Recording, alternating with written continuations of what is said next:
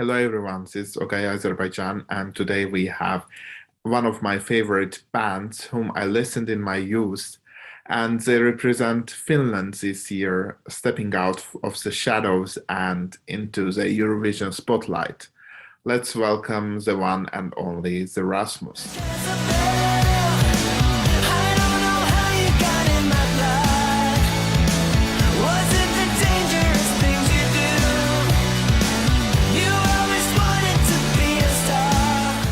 Hello, Laurie. And first of all, I'm really grateful that you accepted my request and took your time to make this interview happen when you are driving the car. But Yeah, because I have been, of course. because I have been a fan of your music since my youth, and meeting you is kind of like a dream come true. Oh, thank you. That's nice to hear. Laurie, but of course I know who the Rasmus is, but can you please tell the ones who doesn't know yet who is the Rasmus? Yeah, so the Rasmus is a Finnish band. We were born in '94 already, so it's been a long way with the band, almost 30 years. We were very young. We started off as like a school band. Played our first gig in a Christmas party in a school, and it's been a long way. Yeah, we have released 9 albums already and been touring all over the world quite many times already, and now it's exciting times because at the moment we are taking part of the Eurovision Song Contest with the group, and it's really exciting. It's something new for us, totally a new kind of a game. And most importantly, why is the Rasmus? I mean, like the name of Rasmus. It has really no meaning. It's more like a name for us. We consider it as a nice sounding word, something that sounds very Finnish, because we want to emphasize the fact that we are Finnish and from Finland. It has that kind of Rasmus, that kind of raw sound in it. So for us, it really doesn't stand for anything except the name. Mm-hmm. Actually, it is in Scandinavia. It is a boy's name. So it's very common in Sweden, for example, to have a boy called Rasmus. And now you're an inspiration for many young artists. But back then, who was your musical inspiration? When we started the band, it was just after the grunge wave. I was a big fan of Kurt Cobain and Nirvana. Mm-hmm. Kind of like when it comes to style as well. Like I used to have all these different hair colors. I've had like a pink hair, green hair, yellow hair, and all kinds of different colors. And I like the attitude of punk, the grunge too. So I think that was one of the influencers. But also at the same time, we were huge fans of Red Hot Chili Peppers, mm-hmm. And our music was kind of combination of something like between Red Hot Chili Peppers and Nirvana and something like that. So it sort of had melodies, but also had this kind of a funk element to it. Mm-hmm. So, but we have sort of come quite a long way from that. I think musically our band started to get new direction, like beginning of 2000. That's when our music had this more like a dark vibe in it. And I don't know why. Maybe it's just like growing up in the band and in our lives, you know, like things change and you're not so innocent and naive anymore as when you were, you know, teenager. So it's natural development. Of course. And as you mentioned, you started as a high school student, but from the first years, you managed to sign pretty big deals. Like in 1996, your debut album Peep went gold, as well as the age of 16, you managed to sign contract with Warner Music Finland. So what was the magic? I think we just stood out from the rest of the bands and artists at the moment. We were like super over self-confident, like we are the best, you know, like we felt really strongly that we have the best band, and I think that kind of energy drives you a lot forward, and whenever we played the concerts, it was so energetic, and like we got the crowd going wild, and I don't know, but just like I think it's the passion and the fact that we love what we do. We love to be on stage. People can see that and they can relate to that, and they get to be part of the show and part of the experience with us.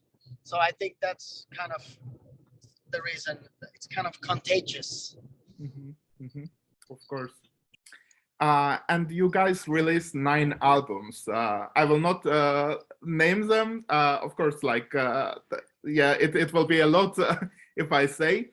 But so, how do you see the evolution of your music through your albums? I mean, what sets the albums apart from the previous ones? Well, they have all been different in some ways, and I think it's also one of the reasons that enabled us to continue for such a long time. Since there comes times that you might want to try different styles, maybe you want to experiment with new sounds, and that's what we have done with the band. Just to kind of keep it interesting and for ourselves, and kind of to be learning and trying out different things, and I think all the albums have a little bit of a different sound, but Mhm.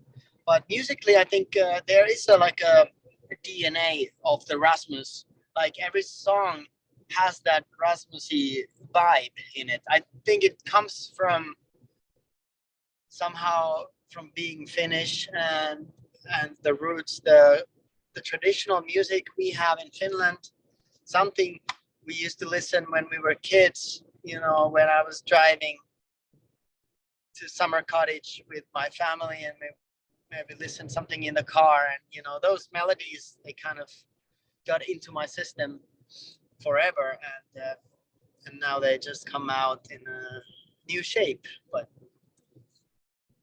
Mhm. I'm kind of proud that we have this recognizable sound, which was kind of not really intentional. It just like happened, and now when I look back at our career, I can say that yeah, we sort of we were always doing the same. It's just a little bit like exploring sometimes. And you also collaborated with Grammy-winning and Emmy-nominated songwriter producer Desmond Child on your 7th album, Black Roses. So, how did this collaboration start, and do you have any interesting story, perhaps, to tell? Well, just how I met him. You know, first of all, he was my hero from the childhood. I was loving all his music even before I knew that it was him writing the songs. He has written and produced songs like "Living on a Prayer," "You Give Love a Bad Name," "Poison" for Alice Cooper, Aerosmith. You know, hundreds of great songs that I used to listen when I was a kid. You know, even like the first rock song I liked was from Kiss. I Was Made for Loving You, and Heaven's on Fire, and these kind of like anthems, rock anthems, and he was the guy behind those songs. So I was kind of liking and growing up with his music. And then later, when I was something like 30 something, and he all of a sudden contacted me, like sending an email like, "Hi, I'm Desmond Child. I love your band, and I would love to work with you." And I was like, well, this can't be real, you know. And he had somehow managed to get my email.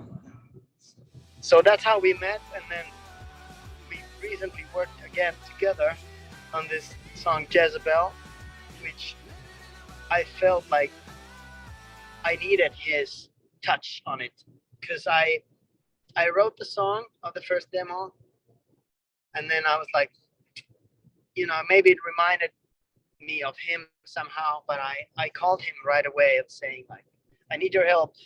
We got to finish this song together and win the Eurovision Song Contest. And he was like, oh yeah, you know, he likes that kind of challenge.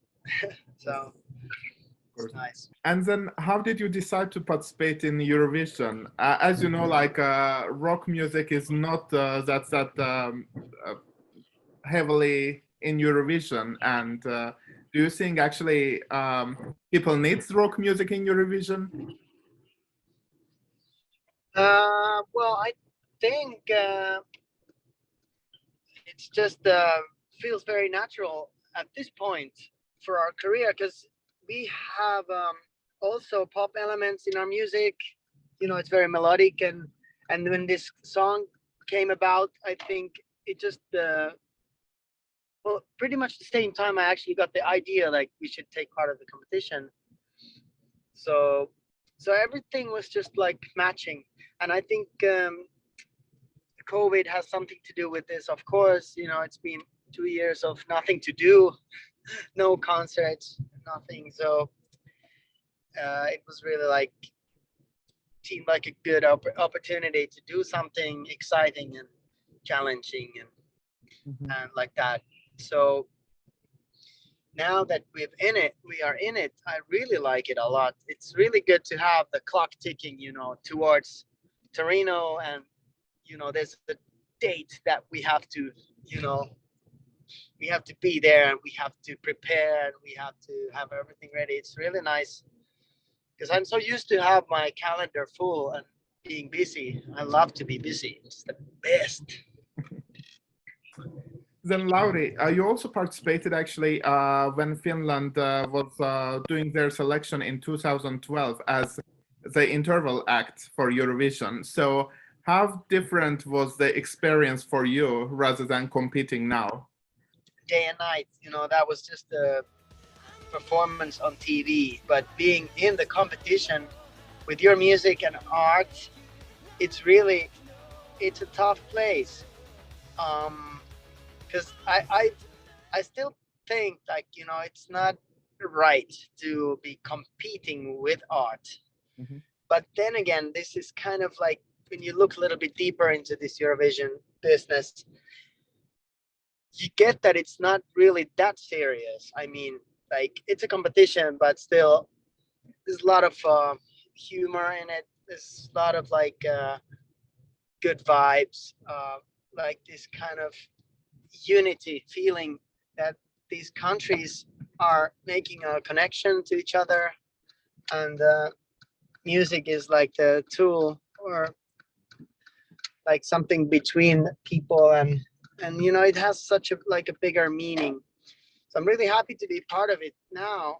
We went to Amsterdam to play at a pre-party for Eurovision, and we met many of the other artists. There were like 28 acts playing on that one night, and it was so nice, like making new friends and getting inspired and excited about, you know, fellow musicians. It's very good. I love it. But do you have any message for your fans?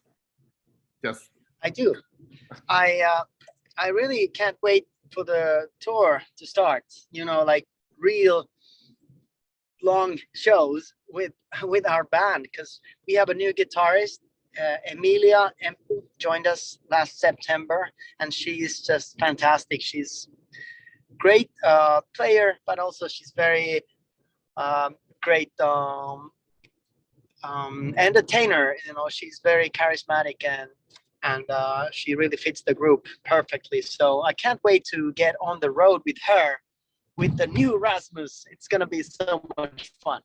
Thank you very much for this interview, Lauri, and good luck in Eurovision. I hope I will see you in Turin. Yeah, see you there. Okay. Okay. See you. Have a nice Bye. day. Bye. Bye. You too.